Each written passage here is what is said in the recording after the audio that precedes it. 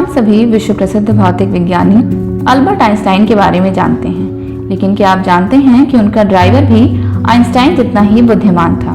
हो सकता है कि उन्हें विज्ञान का कोई पारंपरिक ज्ञान नहीं था, लेकिन उनका दिमाग बहुत तेज था। दरअसल अल्बर्ट आइंस्टाइन एक महान भौतिक विज्ञानी थे, इसलिए उन्हें कई जगहों पर भाषण देने के लिए निमंत्रण मिलता था। कभी कभी उन्हें सप्ताह में 5 या 6 दिन भाषण देना पड़ता था। हर बार उनका ड्राइवर उन्हें उस स्थान पर ले जाता था। आइंस्टाइन द्वारा दिए गए भाषण को वह ध्यान से सुनते थे। एक दिन उन्होंने आइंस्टाइन से कहा कि उनके सभी भाषण सुनने के बाद अब वह खुद भाषण दे सकते हैं। तभी आइंस्टाइन ने कुछ ऐसा कहा जिसकी उन्हें उम्मीद नहीं थी। उन्होंने कहा कि अगले भाषण में आप आइंस्टाइन होंगे और मैं ड्राइवर बनूंगा और आप मंच पर अपना भाषण देंगे। ड्राइवर इस प्रस्ताव पर सहमत हो गया।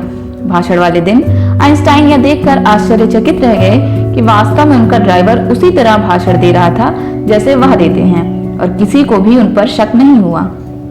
इसके बाद जब वक्ता और दर्शकों के बीच सवाल जवाब का दौर शुरू हुआ तो आइंस्टाइन ने सोचा कि अब वह पकड़ा जाएगा, लेकिन यहाँ उनकी बुद्धिमानी आ गई। ड्राइवर को पता था कि वह भाषण याद तो कर सकता है, लेकिन दर्शकों के सवालों का जवाब नहीं दे सकता।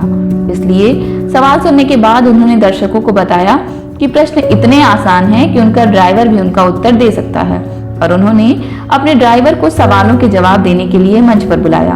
चूंकि ड्राइवर आइंस्टाइन खुद ही थे, इसलिए उन्होंने दर्शकों को सभी आवश्यक उत्तर दिए और इसके बाद वे दोनों चले गए।